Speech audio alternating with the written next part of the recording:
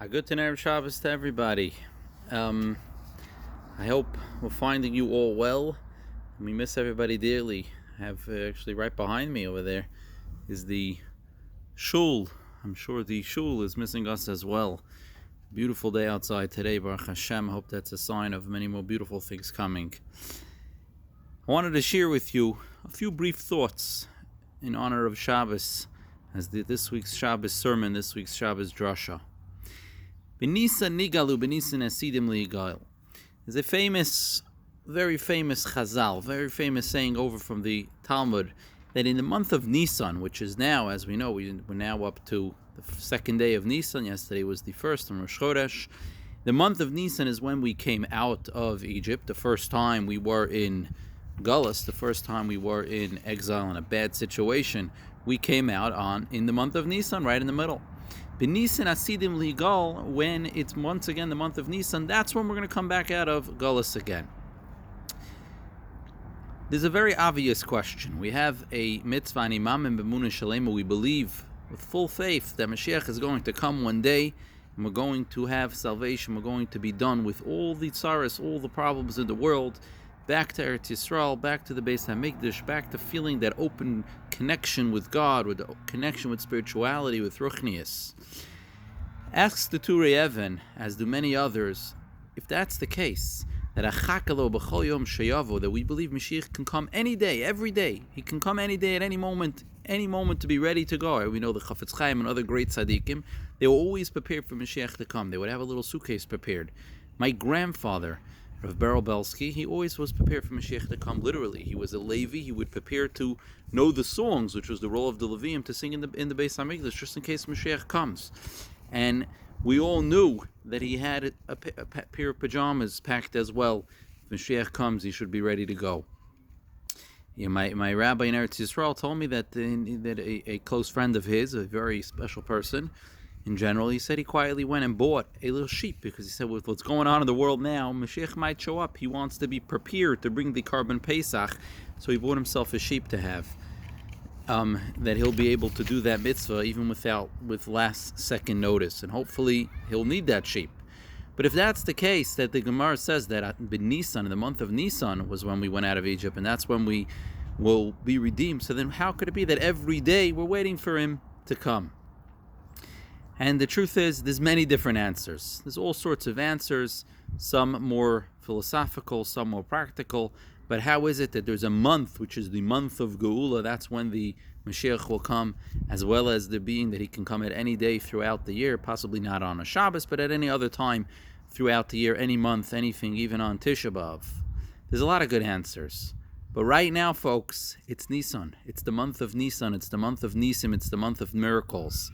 Let's want it enough that before Pesach this year, we'll be freed. That B'chisei David, we say in Shemona Esrei, B'chisei David Meheira Tachin, that the chair of David, the King David's chair, meaning the kingdom of King David that will come back when Mashiach comes, will be back with our leadership from the family of King David, of David HaMelech, that it will be Meheira Tachin, it should be set up quickly, fast, speedily. Right now it is the month of Nisan, so it's surely an optimal time. If you think about it, in this week's Parshas Vayikrah, it's the parsha where we talk about all the karbanos. We start off, it's the next bunch of parshas, a lot about the karbanos, but this is where it starts. The karbanos, these animal sacrifices, they would bring the cows and sacrifice them and bring them as a gift to Hashem. They make them holy. You think about it, very simple, easy question once again.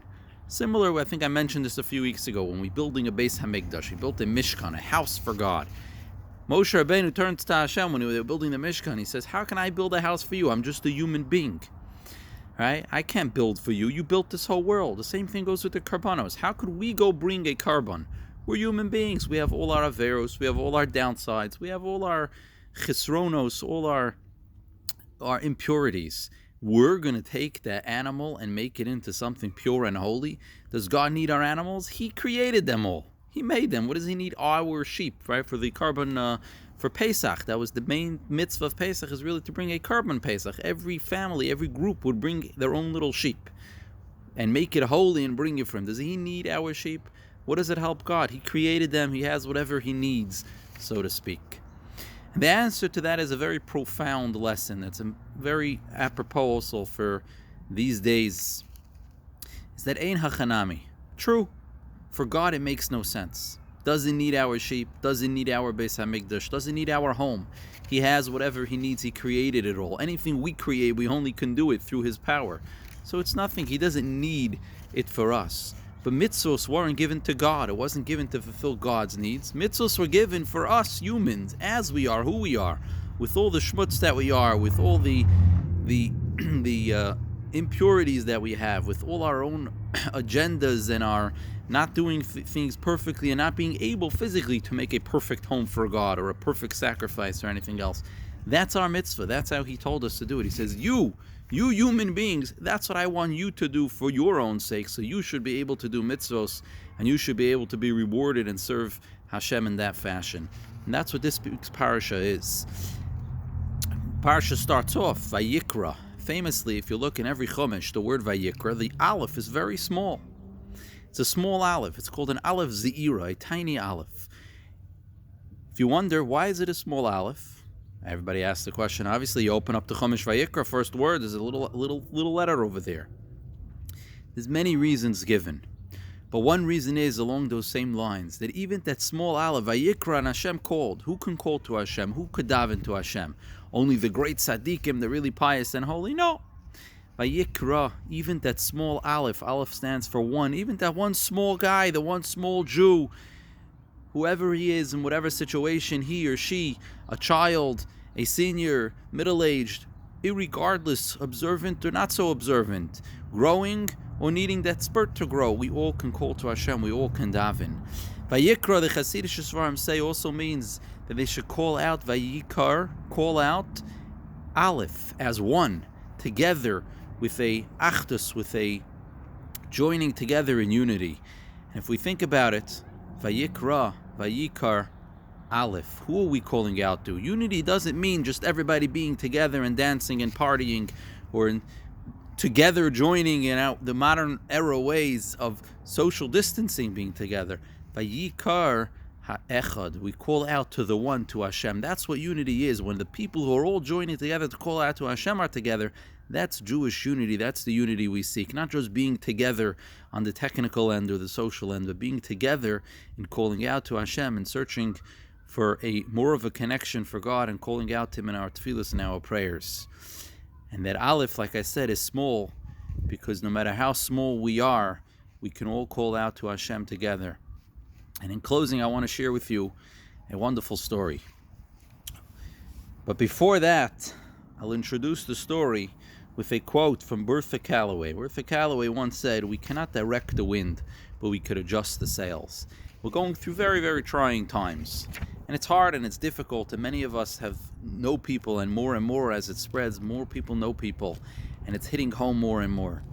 And it's difficult. It's also difficult to sit at home and maintain shalom bayis and maintain sanity without climbing the walls too much. The Rambam, the famous Rambam, one of the greatest scholars that ever lived, both in the Jewish world and even in academia, he was a major doctor and innovator of a tremendous amount of medicine. The Rambam was the king's physician at that point, the official physician of the king in the country where he lived. He lived in Egypt for a time. I'm not sure which period this story took place.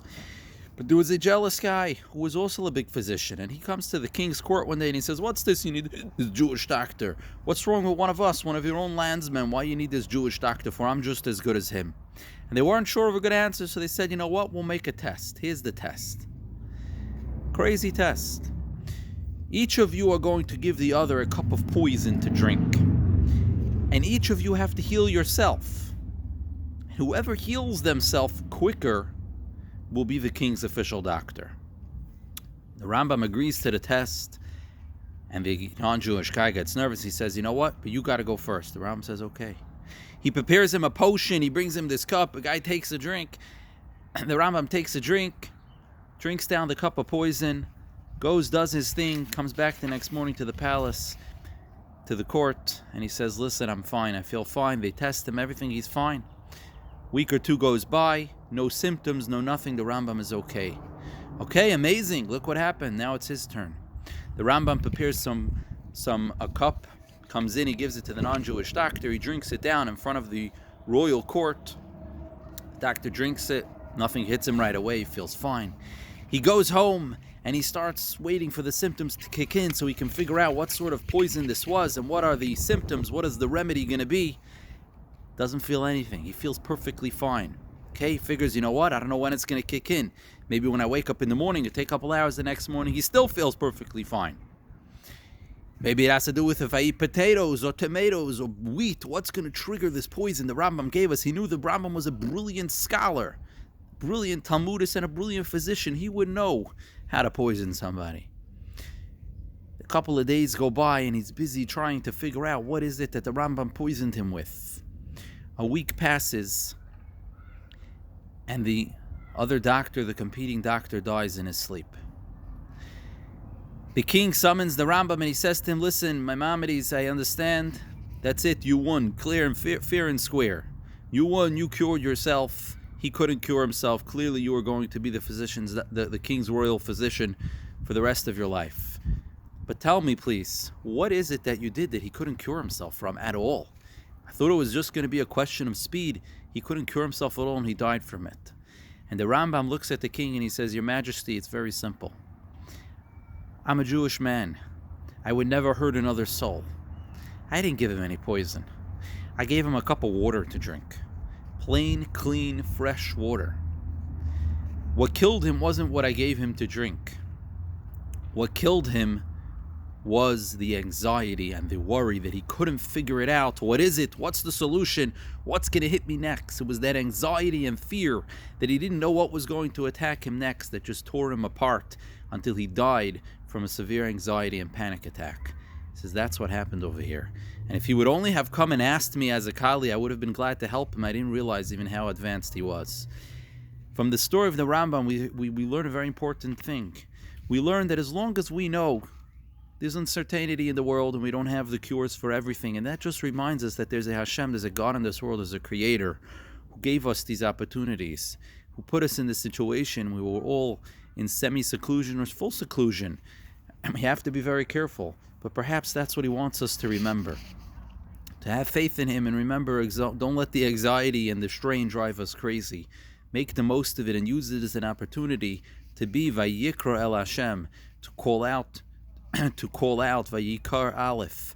Like we said, even a small person, as long as we're together, we're all calling together, and as long as we're all together for the right things, being together for the wrong thing doesn't help.